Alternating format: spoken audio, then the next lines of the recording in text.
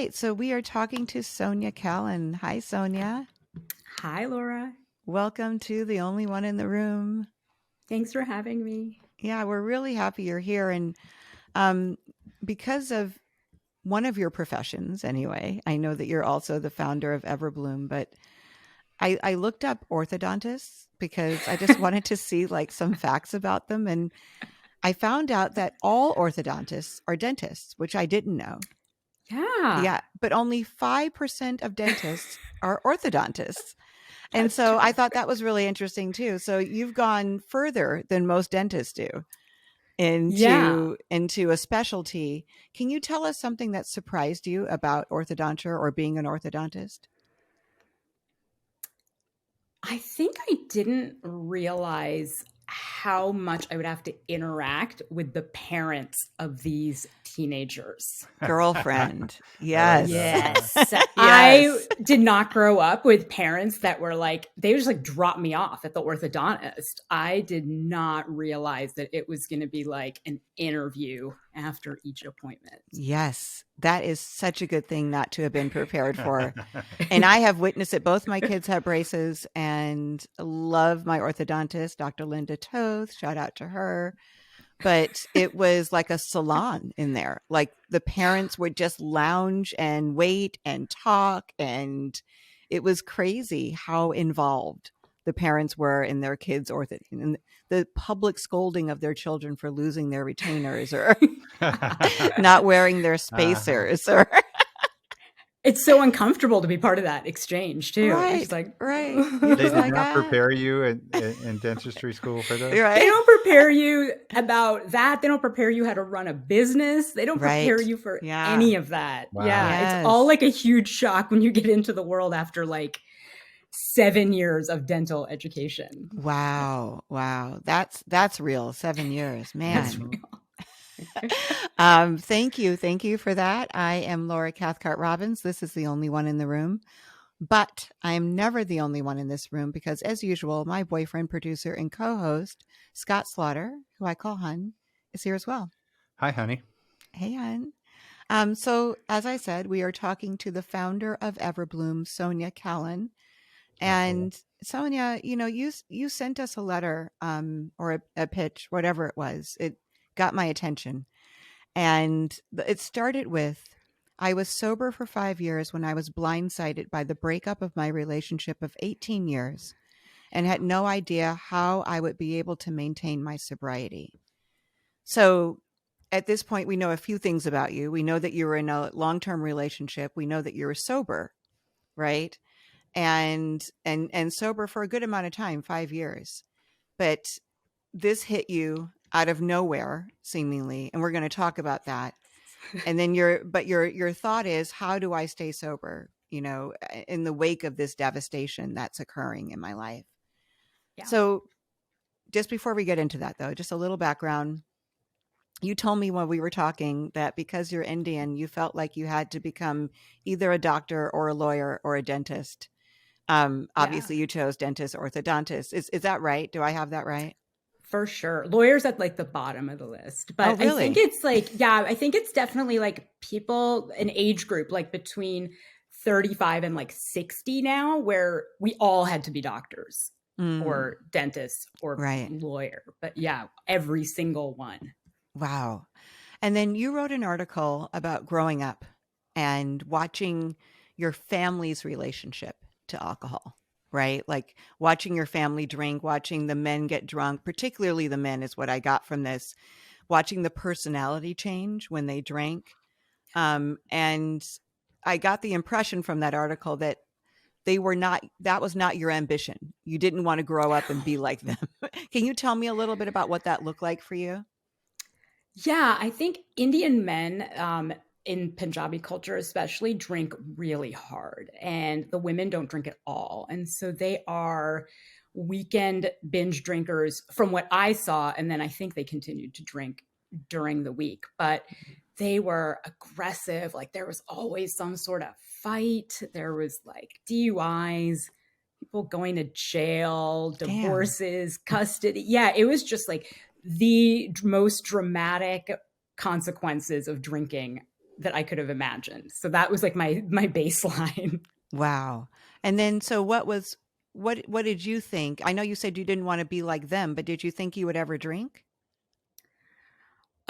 I think I was curious for sure. And there were like parts in the evening where they had like a few drinks where they were kind of funny. Like they were giving us like $100 bills and Ah, like yeah. saying we were their favorite like niece or nephew. And so yeah, I think I was curious about why they were so happy because I sure wasn't. And so I Mm. was like, this seems really fun. They were dancing. Yeah. So describe how you were then, because you said that you weren't happy. What was going on with you? What kind of kid were you? I Teenager? was teenager. I was a super anxious, insecure kid. I lived in a predominantly white area. My parents were really into assimilating. It was like really important to them. They came in the 60s Mm. that we assimilate. And so I didn't know much about my culture. I just knew I was brown, but I didn't really understand what that meant. There was no positive. Like I didn't understand like, oh, there's great food and music. And I didn't And get this that. really like rich like culture with that predates most other cultures. Yeah. Right? It Yeah. was just a negative. And so, yeah, my brother even thought when I was born, he's much older, he thought my name was too Indian. And he was calling me Julie for like a really long time. Wow, that's so really trying to blend in with your surroundings and just be a part of. And so I would think, and this is from my own experience, being the only Black kid in all white situations, including school, there's kind of a built-in, I don't know what the word is, but like it's like bumper lanes on a bowling ball. Like you've gone too far Yeah. this way, you've gone too far this way. You Yeah. have to stay in the middle. You know what I mean? And Yes. so you have like these sensors, so you're kind of on high alert, right? For Yeah. is this too brown or is this too Black or is this like them? Am I liking the same things? Am I saying it in the same way? Yeah. For me, it was a lot of like physical things. Like I had this like giant braid down my back and I just wanted like bangs. Uh, Or I don't know, my parents would pick like the wrong color ballet tights and I was like mortified. And so yeah, it was a lot of, oh, I just feel so different. yeah. So tell me then what happened once you started drinking alcohol.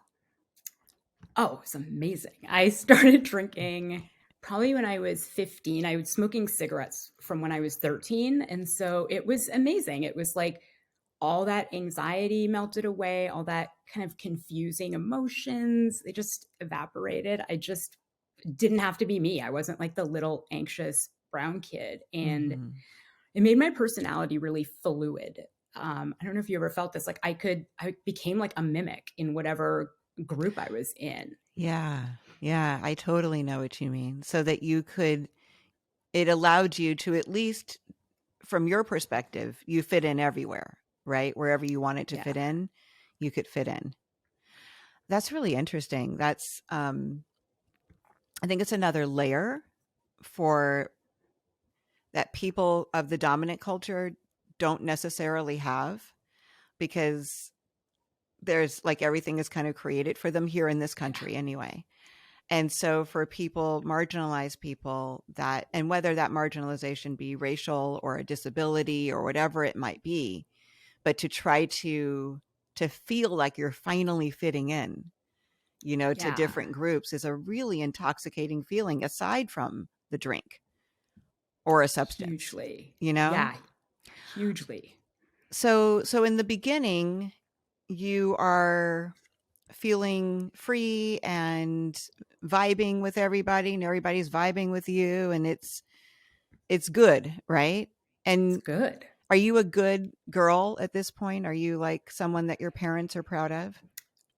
In college, yeah, that was sort of the deal. I feel like we had this deal. If you can keep your grades up and come home on the weekends and look normal and you're making it to class on time, then you're okay. We don't want to know anymore. Like Right. that's it. That's Right. like Right. that's fine. So then they can be proud of you. and not have to worry about anything that they might not be proud of. They don't need to know any of that. But don't worry, they never say it. They never say they're proud. Right. But yes. So I know that, I don't know at what age it started getting progressively worse for you. When was that? When did it start? I think in college, it was like pretty significant binge drinking. And Canadian schools, I think, are notorious for like really heavy drinking. Even like the academic situations are drinking. So it's like pre-dinner sherry reception with the deans of whatever. And so that really took a toll on me, that and like the post-dinner port wine reception. And so Right. I did that for a while. And so in my 20s, I got really busy with school. And so I just would fit my drinking in whenever I could. So if I had exams, I wouldn't drink for a few weeks, and then I would binge drink like to oblivion. Right. And so that went on until I graduated and I started working full time and I started a business. And that's when I started drinking every day. The business is the business that we were talking about as an orthodontist. Yeah, the business started as a single orthodontic practice, and over a period of like 6, 7, 8 years grew to 7 office locations. And so with every location, I was drinking more and more and working more and more. And was this your business? It was mine and my husband's ex. You and your husband's. Okay, so when did you meet him? In dental school. We were 23 when we met, and I was probably 25 when we started dating. Okay. So he was witness then to this personality change and the progression. I mean, you and I talked about like blacking out, waking up with bruises, feeling like you had a chronic illness. You just talked about drinking in your free time, but still being very high functioning, right? Yeah. I don't think there was a personality change for him to notice. I think that it was like very well understood. It was like a work hard, play hard. And I had been like that since we met. And so it was like, so it was pretty normal that I was wild when I drank and would black out. And so I don't think that he ever thought there was an issue. Well, isn't that interesting? I think that's true for so many. I'm going to say women, and I'm sure it includes other genders as well. But to be someone who continually makes the mark, like, right, where you show up, you perform well, maybe beyond reproach, right? No one can find flaw with your home or your job or your career in your case. Your managerial style, like whatever it is, if no one can find flaw there, then they can't fault you for having a few, right? Right. I was blowing off steam. I worked like, 12, 14 hours a day. I'm allowed to blow off steam. I don't think anyone really noticed or, was concerned at all. Which for me, when I was in it was a different position, but it was a similar circumstance in which there was this big life that I had to show up for. And I felt very entitled to, drinking and using so that I could show up for it. Like, if only they understood how much this took out of me, they would be like, yes, do what you need to do, girl, so that you can show up for your life. But I think for me, it was dual, like the person who wanted to keep drinking and using was like, yes, I'm validated. I can keep doing this. And then eventually the person in me who wanted to stop was very like confused by the fact that I was so well accepted in my current role. No one was pointing to me and saying, we've got a problem. And I think that really kept me in it longer. Was that your experience as well? Oh my God. Yeah. I think the higher you function, I think the longer it keeps you in it. And I think that thinking about quitting is like saying, well, no one thought I had a problem before. If I stop drinking, what are people going to think? When I stopped smoking, I remember I just stopped smoking. And people are like, do you have cancer? And I was like, no, that's not a thing. Like, that's a Canadian thing. And I was like, no. And so I felt like, oh, this is going to be the same thing where am I going to use words like sobriety, recovery, or am I just going to kind of like gloss over it? Right, right. So I want to just hear like how, as much as you feel comfortable talking about, how were you in your marriage? Like what was the Sonia that your husband knew, your ex-husband knew, I or think the who was? person, yeah, I was before recovery was super ambitious. Probably my values were super different. It was really important once we started building that business to make it the biggest business. It was really important to have like beautiful home and beautiful things. And so that really was a big part of my life during that time. And our Mm, relationship was good. It was, you know, now I look back and wonder for sure, but it was great. We were business partners. We got along great. We were building this amazing life. Yeah. And we were going on like amazing vacations. And so the relationship never, in actually until the day he left, the relationship was never a problem. okay. So that was really striking to me. Tell me about, because he disappears at some point, right? He disappears. We sell the business. I get sober and I start kind of like throwing myself into like all the things. Like I'm going to take photography classes. I'm going to hang out with my nieces. I'm going to do this and he never got to that point. So he starts a few weeks before he left, he started saying like I really don't know what I'm going to do with my life. And I kind of knew that had been going on, that he hadn't found his thing. And, you know, we talked about it and he was going to look at a few different things, but he really just never, he just couldn't get there. And so I thought that he was struggling internally. And so when he woke up one morning and was like, I'm leaving, I was blindsided. Like Mm. I had been looking for therapists for him, got him a performance coach, thinking it was all just a professional slash spiritual issue, not a relationship issue, until the day it was. Wow. And then, so how long prior to him disappearing had you gotten sober? 5 years almost to the day. I Okay. remember my fifth anniversary, like sobriety anniversary, and he was really just like kind of languishing and like, Right. yeah, I remember it. Right. Of course. That's what you said in the letter. So 5 years sober. So and he was embarrassed about your sobriety, you said. Is that right? Yeah, he definitely was. I think that, you know, in his defense, so he's comparing me to like my brother, a relatively low functioning alcoholic, and to other people. And he's like, are you really an alcoholic? And I think I could tell when we were out and I didn't drink, he would say, oh, Sonia doesn't drink, and not that I'm She's sober. sober. Yeah. Yeah. And so I kind of like would catch on to it. I don't think we ever had a conversation. I remember early on wanting to go to AA meetings, and he was like, you can't go to an AA meeting. What if someone sees you? Mm-hmm.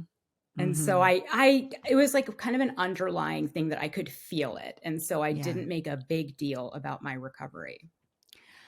So that's really interesting. So you made this huge life change in selling your business, and you made this huge life change in getting sober. And then a huge life change is made for you by him Yeah. leaving, right? So you have two ways that you formally identified that you can no longer identify as. Yeah. And then you have another way that you didn't used to identify as, that you are now identifying as someone, as a sober woman, right? Yes.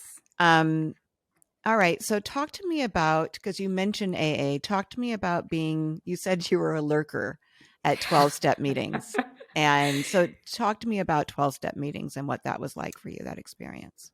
Yeah. So for about 7, 8 years, my brother was, I think he stopped going to AA after a few years, but he was really into AA when he got sober. And so I didn't even know there were other ways to go about it. And then when my husband kind of scoffed at it, I thought, okay, I'm just going to like white knuckle this like I did with smoking. And so I did that. I listened to some Quit Lit, but I really didn't start going to meetings until the pandemic. And I thought, I really just want to hear what other people's journeys are like. It's really interesting to me. My life felt so different. Like I could actually get through the pandemic. I don't know if I would have been able to do that. And so, yeah, I just tried different meetings and nothing really fit in the sense that, again, I kind of felt other. I felt like a lot of people at meetings are newly sober. And I had been sober for 5 years, but I hadn't been connected to sobriety. So I felt new, but I didn't want to take up the time and be like, so I've been sober for 5 years. Things are amazing. It just didn't seem like the right place to share. Right. Right. I totally get that. And you also, so once you were not, because once he left, you talked about really needing to talk to people and not just kind of share in a general way and get things off your chest, right? Yeah. And so there were meetings I knew about. And so I remember the day after he left, I remember I was walking on the Hudson and I was like, how am I going to stay sober? And why? Like, what's the point? Like, why? And, especially being in New York, it's not the greatest place to like reconsider your sobriety. Yeah. I got back to my apartment and I said, I'm just going to go to a meeting that I knew of that a couple of my friends had suggested. And so I went to the 8 a.m. meeting and I went for months and months and months. And so, but I just couldn't share. It was over 200 people at the meetings, and I didn't need to vent. I didn't need to, call him an asshole and whatever. I didn't need that. I needed to tell people how I was feeling and then get feedback and advice. I just wanted someone to tell me I was going to be okay. They'd been through something like that. And so the idea of just kind of like sharing into the void it didn't hold anything for me. Yeah. What about other sober communities? Because 12-step communities are one thing, but there are now quite a few other sober communities. A couple of the big ones that I can think of are online, but did you go to any of those? Yeah, those are the ones I was going to. And it was like, I think there's also something to do with the drop-in model that you really don't know how many people or who is going to show up to each meeting. So they would range in size so much. And the only consistency is like the same 5 people would share every time. And I didn't notice the pattern until like, a couple months in, and I was like, really, Susan? Really? Yeah. Again? Yeah. Like, yes. It doesn't matter, Susan. Like it's, yeah. And so I noticed that it was just how much it was providing me was getting less and less. It was kind of turning into not even a podcast, right? Like it was so passive and everyone's cameras were off. At some point I would like start making breakfast in the middle of it. Yeah. So when you were talking about you were going to meetings when you were in New York, these were not 12-step meetings. You were going to these other sober communities and still feeling alone in the room. Like there was no exchange, right? Yeah, no exchange at all. And honestly, with that many people, there's no time for it, even right. But I do think like in 12-step and in general, there's, no crosstalk. It's people, they don't want you to be like, well, I did this and it worked. And that's like exactly what I wanted. Like, give me anything. I'll try it. Yeah. So I know that eventually you took a trip to Costa Rica. So tell me about that. Yeah. So finally I was feeling a little bit better, and my family had been really worried about me and like, we can't have you sitting alone in the house. I'd come back to Pennsylvania after being with them for a while. And so I booked this trip and I didn't really want to go. I hadn't been on a vacation alone in like 20 years. And so I went and I started thinking, like, what is it that I need? What am I looking for? Because it's not in the sober communities I've already tried. It's not here with like Reiki and, all the things, spa, like that wasn't working either. And I was still in Costa Rica texting my sister-in-laws, like everything, like, I can't believe he did this. I can't, and so that's what I needed. I needed connection and I needed I think other people that understood that this was part of my recovery journey.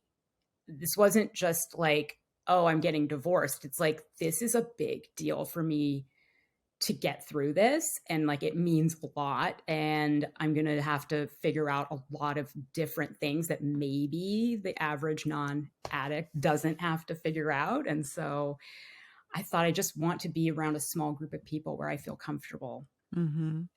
And you said that you started sketching out a plan for that. Tell me what that looked like. So I started thinking of like, one, how many different stages of my life had I gone through that it would have been helpful to have a group of people either going through the same thing or had gone through the same thing. And so, there's obviously like professional burnout.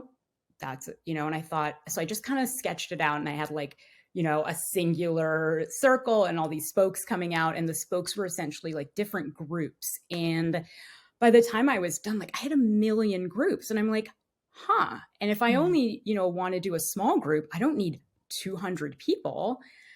I only need like 10 people who are going through this to make a group and get connected with each other and give each other what I so needed.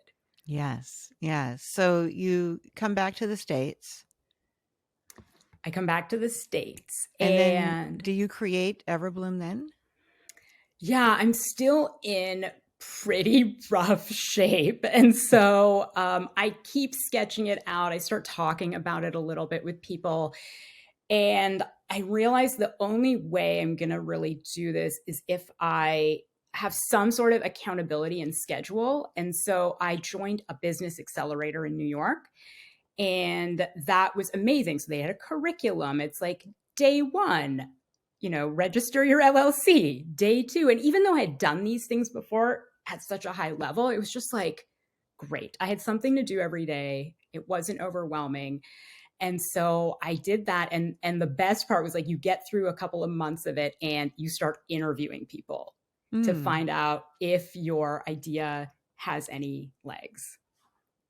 And it was amazing. I talked to like 100 people, from like old guys in their garage smoking cigarettes that go to AA 3 times a day, to like, I met like multiple witches and was like, we could have a witches group. Why not? I heard of the crazy, like just the most amazing people, but so let's take out AA. A lot of the other people felt like they didn't fit in, and they wanted a support group, even if they had been in sobriety a little bit longer, but they couldn't find what they needed also. So these are all sober people that you're talking to. And are you going to them in person? Or are you Zooming with them? We're Zooming. You're Zooming. Okay. So the guys that you're talking about would be in their garage on the Zoom, like on their phone, smoking a cigarette.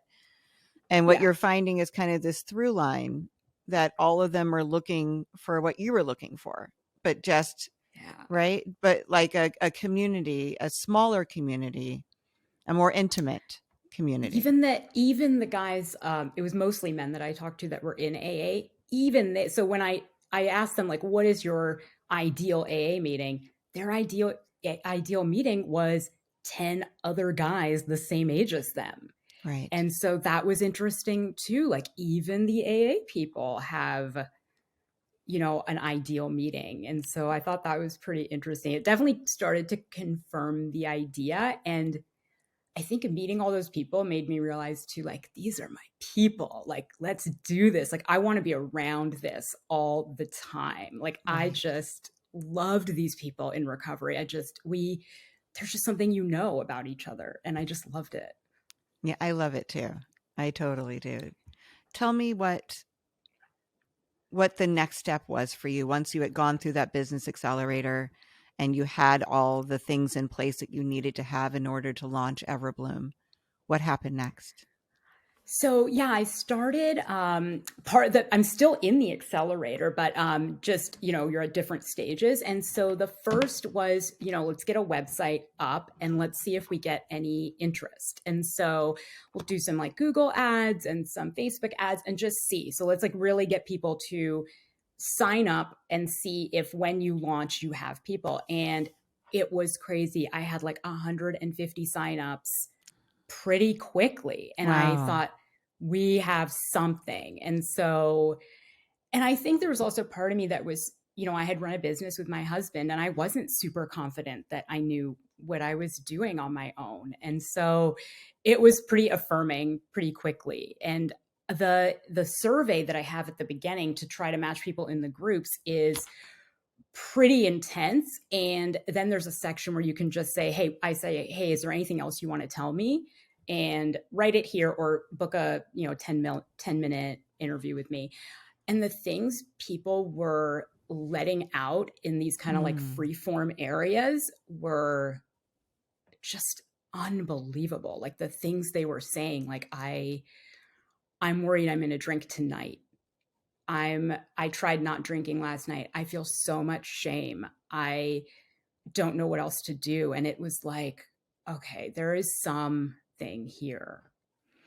Were you able to take those and kind of create like these people are grieving the loss of someone, so I'm going to put these 6 together in a group? Like, is it, do you create the or curate the I groups? do curate the groups. I Yeah. hope that once it's big enough that we can maybe come up with an algorithm that Mm-hmm. will do it. So, but I think right now I feel like I have to create them because I'm reading their surveys and I'm reading and it's like I know these two people would have something in common, or I know this person could help this person. It's like that piggy bank idea that we talked about. Yes.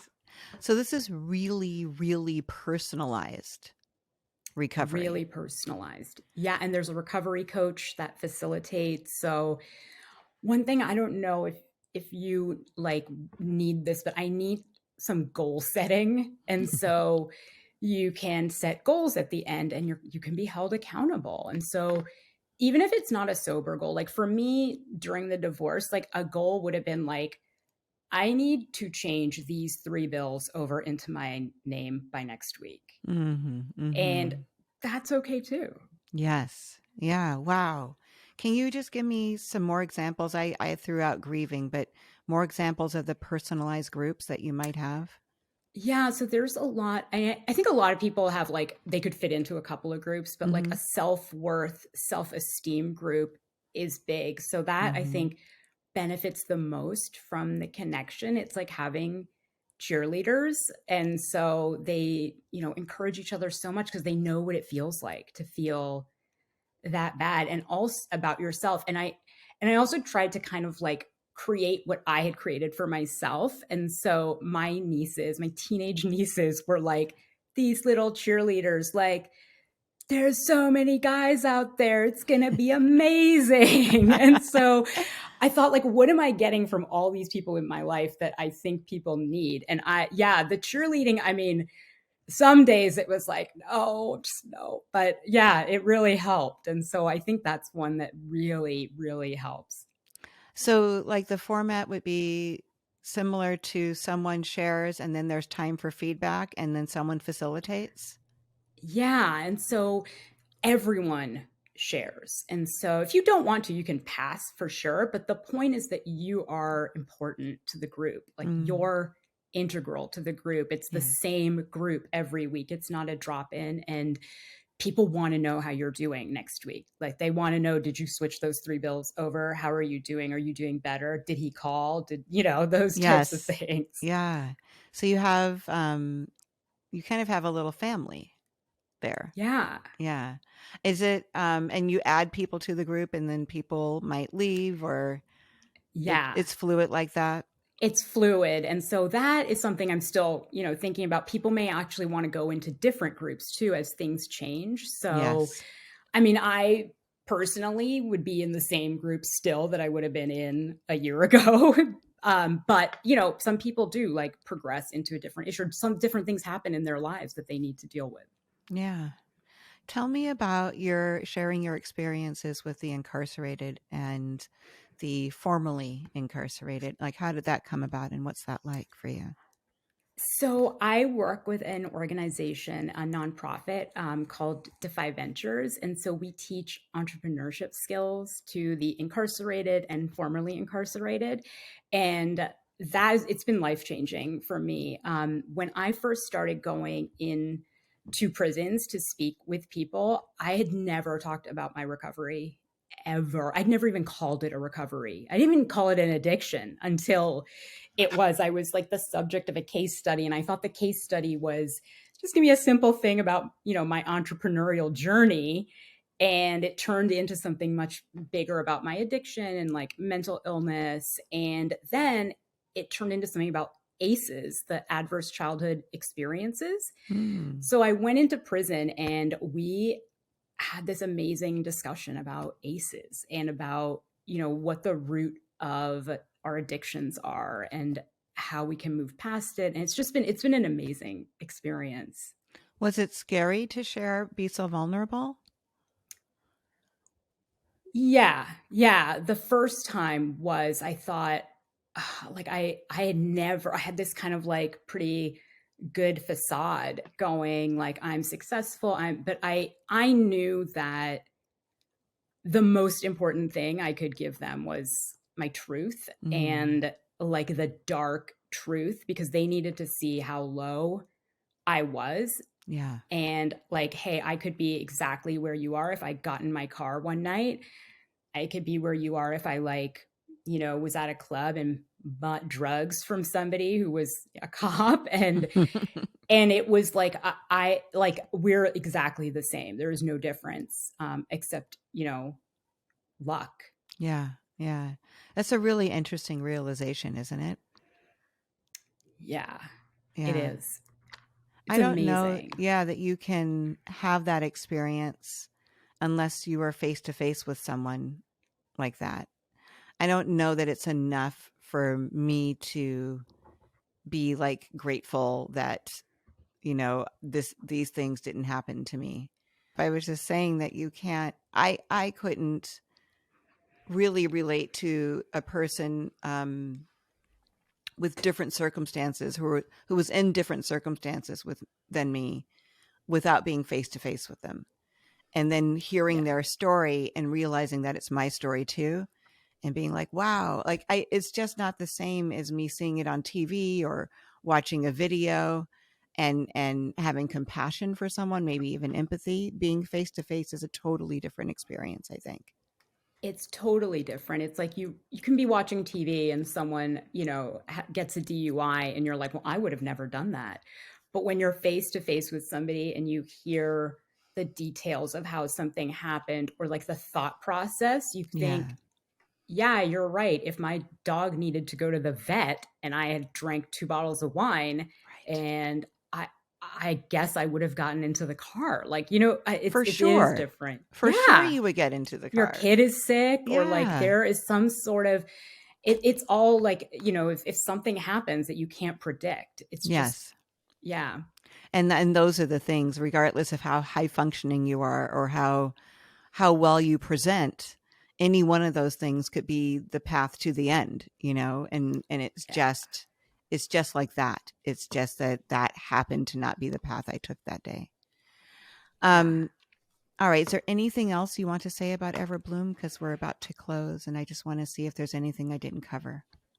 Um, I mean, I think that no, I think we did cover it actually. Yeah, we Yeah. match people based on compatibility. I think that people can really benefit from it. It may not be for everyone. Some people really do want that passive style, but I think that it's the same thing as the unpredictability of life. You just never know when you're going to be in a situation where you need that support, and Mm-hmm. to be giving it is an incredible thing, and then to be getting it back when you need it Yeah. is amazing. I'm so like I'm someone who's gotten sober through 12-step recovery, but I'm gladdened to hear about other ways to recover that work for people, because I know it's not one size fits all. And yeah, EverBloom may not be for everybody, but it's definitely for somebody.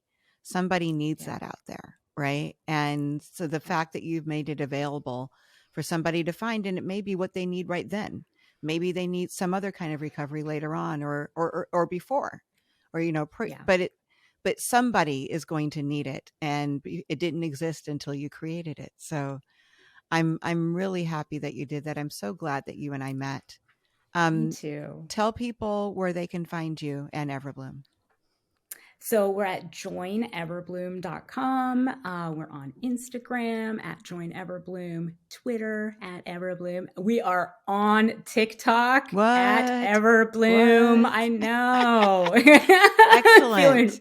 feeling really good about that. Got like 200 new followers last week. So Okay. feeling young. I'm feeling like, young and energized. Go ahead, Sonia. Well, thank you so much for this. I appreciate you, and I'm really glad that we got to share your story with our listeners. Thank you so much, Laura. Hi, my name is Sonia Kaylon, and I'm the only one who created what she needed.